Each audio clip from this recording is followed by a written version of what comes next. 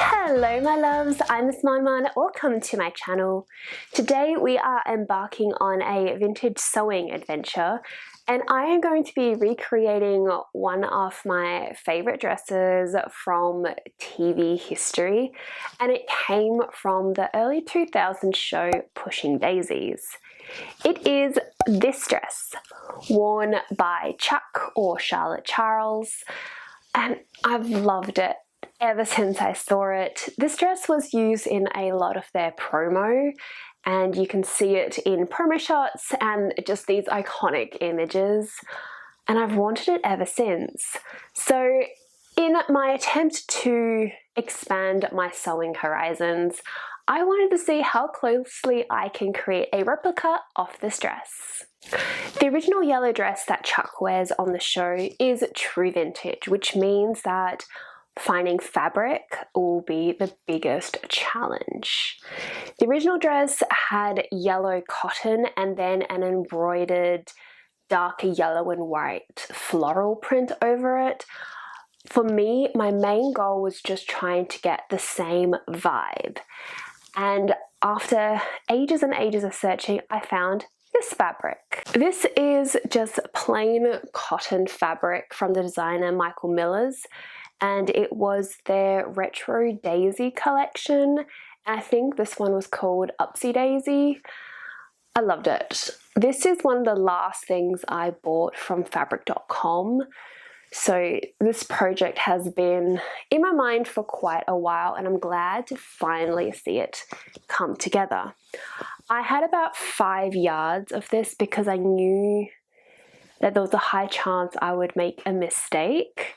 So 5 yards is what we have to play with. The biggest feature of this dress is the front crossover. This posed quite a challenge, as a lot of the patterns I found that had a crossover like this were held down with buttons or even a zip, and I just wanted it to be a feature as opposed to a function. This is McCalls 5251, which came out in 1959, and all I have to do to adjust is get rid of the collar. So the dress has a front crossover just like Chuck's dress does, and if I don't cut out the collar, it is basically the dress I am trying to make. I was very lucky to find a copy of this pattern on Etsy. This version is very much quite damaged, but we will see how we go. So we have our fabric, we have our pattern, but to give this dress the final oomph, I wanted to give making a belt a go, because it just really adds to this dress. Like in the shots, it's just part of the dress, and I wanted that for myself. So that is one other thing we will be learning. And without further ado, it's time to pass you over to VoiceOver MonMon. Oh hey, it's VoiceOver MonMon here. As always, we start our sewing project by getting all comfy on the floor and cutting out our pattern pieces. I found out that this pattern didn't need any lining as it had some facing, so that was an added bonus. The first thing I do after I get my bodice pieces is I give them a quick stay stitch. This helps the weave of the fabric to stabilize and not move or warp when I sew the other steps. Once that's done, it was straight on to sewing some darts. The bust had 2 darts at the front, and there was a small dart at the back as well. With my darts complete, I now attach the bodice fronts together and the sides. So it was all one bit, and I made sure to leave space for the zip, which will go in a little bit later. Moving on, I now had to attach all the facing pieces. As this pattern has that big collar that I wasn't using, the facing was a godsend because I didn't have to worry about having the dress fully lined, as it might have gotten a little bit too chunky. and that the facing was pretty simple and everything fit, which, very rarely ever happens. When it came to creating the front flap, I made sure to understitch as much of the bodice as I could, as this would keep everything really crisp and sharp. When it came time to cementing where my fold is, I did most of the work from the inside, making sure to use the inner lining as opposed to the outer fabric, because I didn't want a visible seam going down where the flap is.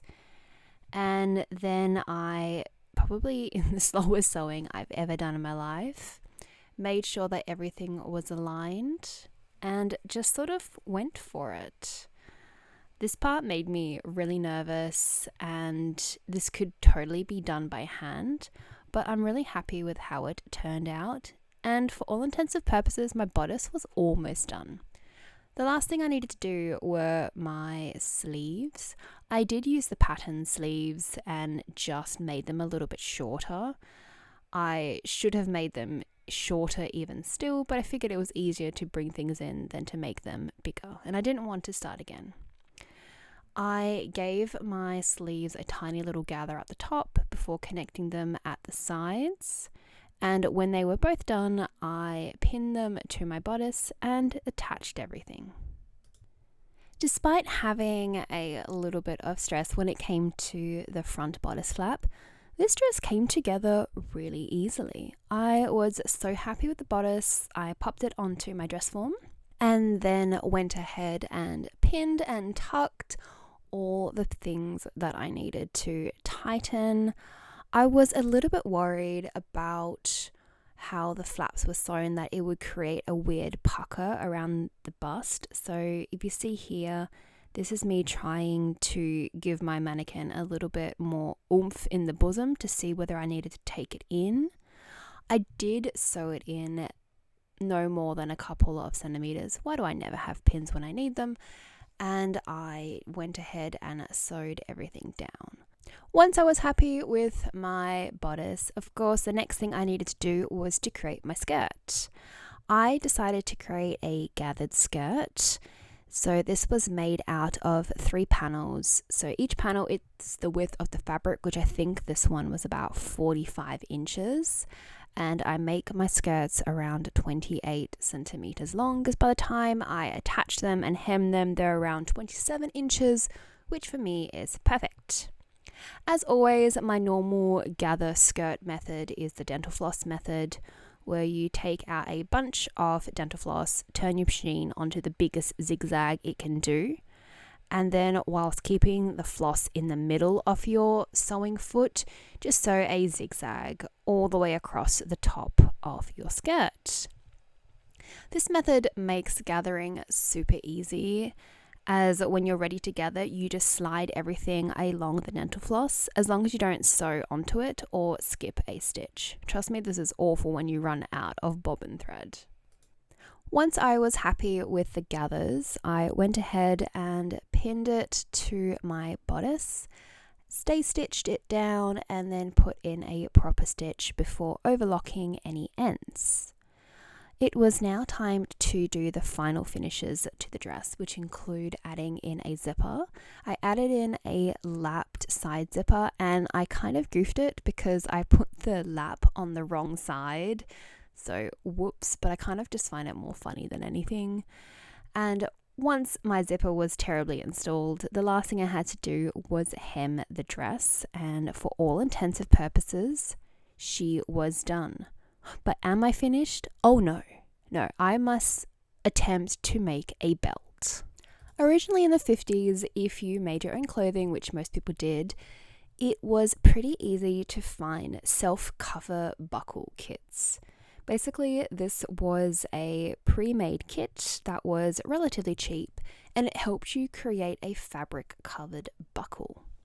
This really helped make all belts and dress projects just look really beautiful, professional, and finish. I have never tried making my own belt buckle, so this was my first attempt and I sort of winged it. I used the Sullivan's self-cover buckle, which I got from a Lincraft in Canberra because it's the only place I could find them. But I do have some more coming online, as once I figure it out, I do want to make a mini video on it. I started by putting some double-sided tape onto the back of my fabric, attaching my buckle, and then slowly creating a cutout so I could wrap the fabric around the buckle. Some buckle sets come with an inner buckle and an outer buckle, and it's almost like a self-covered button that you shove in and it just binds it together. This one didn't have that, so once I was happy with my fabric covered button, I created a little backing slip, which is a smaller piece that I eventually hand sewed down. You don't see in any of this footage me sewing it on, but it was attached that way. I used some more fabric double-sided tape, but this was a little bit fiddly, and for a first attempt it was fine, but I don't think I want to give this as my be-all and end-all tutorial. Once my buckle was covered, I cut out my fabric. I added about 8 inches onto my waist allowance and cut 2-inch thick strip. I made the strip a little bit thicker than I needed because I wanted to have a bit more ease when I was turning it inside out, which is something that I really don't like doing. It just takes way too long. When I had my strip cut out, I sewed it with right sides together, trimmed it, and then flipped it inside out before giving it a really good press. With my outer belt tube complete, it was time to put in the inner belting. This is a belting fabric, which I found at Spotlight, and it came in 2 sizes. I went with the smaller, which was about 1 inch, and very slowly shoved that into my belting tube. When I was ready, I reattached the belting rod, I think they call it, and on one part of my belting loop I added a buttonhole because what I wanted was to feed the little belting rod into the hole so it was smooth and could move about. I fed my belting rod into the buttonhole, wrapped it around the bottom of the belt, and then sewed that down. The last thing I needed to do to finish my belt was to add some eye holes, so I marked where I wanted them. They ended up being about 2 inches apart because I just thought that fit better, so these holes were a guide. And then I used my magical pokey stick, which I got from KL, to create a hole. I ended up cutting it a little bit wider, and then I used my eyelet machine to help create my eyelets. If your machine has an eyelet sewing feature, this would also work, but mine didn't, so it was just good fun to use my machine. I made 4 or 5 eyelets, which was more than enough, and oh my gosh, I made my first belt. She is not perfect, but I kind of love it. The final thing I did to my dress was go through and get rid of any of the water-soluble marks using water. And this is the final result. This dress was an absolute dream to put together. It took me about 5 episodes of pushing daisies to get everything done, and I really just enjoyed spending some time with the characters as I remade this dress. The show is so wholesome, and it was just a nice, fun way to put everything together. As for the dress itself, I absolutely love it. I forgot to hem the sleeves, so they aren't hemmed in these shots, but I think I love it just as much. I mean, it's just so cute. The only thing I wish I did were add pockets, but I just was so focused on everything else in the dress that I just forgot the simple basics of wanting pockets. She fits absolutely perfect. I love it. It is giving me Charlotte Charles vibes. and it is probably one of my new favorite dresses. This is a project I've had in mind for quite a while, and I'm really glad to see it completed, and I really hope that you guys love it as much as I do. I would love to go back and create some more of Charlotte's outfits, but I think for now this is enough to sort of quell that need in me, and I am ready for some new and exciting future projects. I want to know what you guys think. Let me know whether you love this recreation or not. Do you like the show Pushing Daisies? Have you ever seen it? Watching it during isolation was great because of the no touching rule in the show. I just thought it was oddly relatable and just a lot of fun. I wish there was a pie shop so I can go and wear this dress, but for now, I think I'll just enjoy a couple of days out in the sun and whatever is left of summer. Thank you so much for joining me on another vintage sewing adventure. This is one that I wanted to do for so long, and I'm so happy that it just came together. Whew. We still have some really big sewing projects coming up. I'm trying to get the balance between too many sewing videos and other things, so please let me know what you guys prefer to see me do, whether it be haul, sewing, cooking, or other.